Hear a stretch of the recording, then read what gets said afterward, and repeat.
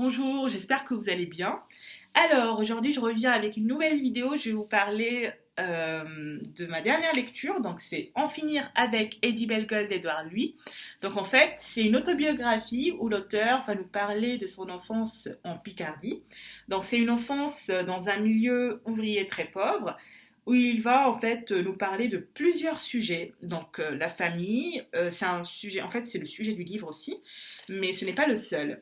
En fait, il va nous parler de l'amour familial, il va nous parler aussi, comme c'est le 8 mars et que ça tombe très bien, il va nous parler de la catégorisation des genres, dans le sens où, selon le milieu, chaque genre doit répondre à des critères et à des normes précises. Donc on va les découvrir juste après. Et après, en fait, il va aussi nous parler de l'harcèlement scolaire. C'est un thème qui est très très important dans ce livre, l'harcèlement scolaire, mais aussi l'envie d'une ascension sociale. Donc en fait, comme j'ai dit, le livre, tout au long du livre, tout au long du roman, oui, parce qu'en fait au début c'était vendu comme un roman, mais après on s'est rendu compte que c'était une autobiographie. Donc tout au long de l'autobiographie, de son autobiographie, il va nous raconter sa situation familiale, il va nous raconter comment est-ce que sa famille pauvre n'avait pas les moyens d'offrir une enfance heureuse à leurs enfants, etc., mais aussi n'avait pas le moyen d'aimer. Et donc, ce qui est très intéressant dans ce livre, c'est qu'on se rend compte que l'amour dans une famille, eh bien, il est conditionné. Contrairement à ce qu'on peut penser, etc., l'amour n'est pas naturel. On a l'impression que ses parents n'ont pas appris à aimer leurs enfants. Et que ce sont des gens dont la condition les pousse à aimer leurs enfants parce qu'ils sont obligés de les aimer et parce que c'est des gens qui croient que l'amour familial est un amour qui est naturel. Et donc, tout au long du livre, on ne sent pas l'urgence de dire je t'aime en fait. Ces parents ne disent pas à leurs enfants je t'aime parce qu'ils ne sentent pas le besoin de le dire, parce que pour eux c'est tellement ancré et que l'amour va de soi, parce que du moment où ils hébergent leurs enfants, du moment où ils les nourrissent, eh bien pour eux c'est une manière d'exprimer leur amour. Et je trouvais que c'était une approche qui était très intéressante parce qu'à un moment donné il va faire une sorte de comparaison entre sa situation familiale et entre une situation familiale d'une amie à lui. Il va dire que en fait, je comprends pourquoi ma mère ne m'aime pas. Si la mère de mon ami l'aime, c'est parce qu'elle a le temps et elle a le choix de l'aimer. Ma mère n'a ni le temps ni le choix. Et donc, elle n'a pas le temps de m'aimer. Elle n'a pas le temps de me dire je t'aime. Et donc, en fait, on a l'impression que la situation familiale, eh bien, socio-économique d'une famille, eh bien, elle conditionne l'amour. Et tout au long du livre, c'est pas.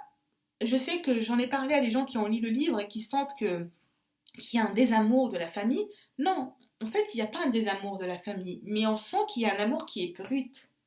En tout cas, c'est ce que je pense. Il y a un amour qui est brut, un amour qui n'est pas sophistiqué et qui n'est pas façonné. Parce que ses parents n'ont pas appris à aimer leurs enfants et ces enfants n'ont pas appris à aimer leurs parents. Et donc, en fait, on se retrouve dans un état naturel où l'amour n'est pas exprimé, mais il est vécu quotidiennement. Il est vécu. Je sais que ceux qui vont lire le livre vont dire non, etc. Mais en tout cas, c'est ce que je ressentais. Je sentais qu'il y avait de l'amour, mais caché, enfoui quelque part. Donc, ça, c'est pour le premier thème. Et le deuxième thème, mais qui se rejoint beaucoup, beaucoup, beaucoup au thème de la famille, c'est, eh bien, comme on est le 8 mars, je l'ai dit, eh bien, c'est le rôle de la femme et le rôle de l'homme, qui est très intéressant dans ce livre. Édouard, lui, raconte que, en gros, dans son petit village de Picardie, eh bien, les hommes doivent répondre à un idéal d'homme. En fait, pour eux, l'idéal dans ce petit village, en tout cas, l'homme doit répondre à des critères. Le premier critère, eh bien, selon lui, c'est que l'homme doit avoir un caractère fort. Il doit aimer le foot parce que sinon, ça ne passe pas. C'est quelqu'un qui doit être macho par rapport à ses relations avec les femmes. Et c'est surtout quelqu'un qui doit aimer les femmes. C'est surtout ça, en fait. Sinon, on n'est pas homme dans ce milieu. Et ce qui est très intéressant, c'est qu'à un moment donné, il fait un parallélisme entre ce que c'est qu'un homme en Picardie et qu'est-ce que c'est un homme dans un milieu intellectuel bourgeois. Et il dit que c'est totalement l'opposé. Presque, en tout cas. Parce que dans un milieu bourgeois, eh ben on aura tendance à dire qu'un homme doit être quelqu'un qui est indépendant financièrement. Mais dans son milieu, non. D'ailleurs, son père, à un moment donné, sera au chômage, ne pourra pas répondre aux besoins de sa famille, ce sera sa mère qui va tout faire. Mais en fait, on a l'impression que l'indépendance financière n'est pas un critère de masculinité ou de virilité dans ce monde en Picardie. Et la femme, eh bien, selon ce petit village, la femme doit répondre à un idéal. Et c'est quoi cet idéal? Eh bien, la femme doit se marier tôt. Et si la femme ne fait pas des enfants tôt, eh bien, on la traite de lesbienne. Ça veut dire en fait que la femme est définie par son rôle de mère. Même pas son rôle de mère, par la capacité d'engendrer et la capacité de donner vie à un enfant. Et donc, la femme, elle est remise à un stade, mais tellement, même pas naturel, à un stade tellement inférieur où elle est réduite à quelqu'un qui engendre et qui assure la reproduction, etc. Donc, et il raconte aussi que, une fois à Paris, il doit se rendre compte que ce critère n'est pas un critère absolu, parce qu'à Paris, eh ben, pour lui, les femmes qui sont vraiment considérées comme des femmes, eh bien, c'est surtout elles prennent surtout soin d'elles, et puis elles se marient très tard parce qu'elles ont d'autres soucis dans la vie à part faire des enfants, etc. Et donc là, on a l'impression que il y a des idéaux, il y a des images, il y a des modèles auxquels chaque genre doit se fier, dans le sens où chaque genre doit répondre à un critère particulier. Et j'ai l'impression que aujourd'hui, eh bien, il est temps de combattre ça. Un homme n'est pas forcé d'être viril ou indépendant financièrement, etc. Une femme n'est pas forcée de répondre à des critères de féminité. Parce qu'en fait, ces rôles qu'on endosse ne sont que des rôles sociaux. Et que, du moment où ce sont des rôles sociaux, chacun a le droit de choisir quel rôle il veut endosser. Voilà, donc ça c'était la petite parenthèse de la vidéo, et on reprend. Donc ça c'est en ce qui concerne le statut de la femme et de l'homme. Et puis après, comme j'ai dit, il y a aussi l'harcèlement scolaire. Donc en fait, il va nous raconter dans son, dans son autobiographie, que parce qu'il ne répondait pas à ses critères de masculinité, il était aussi harcelé à l'école.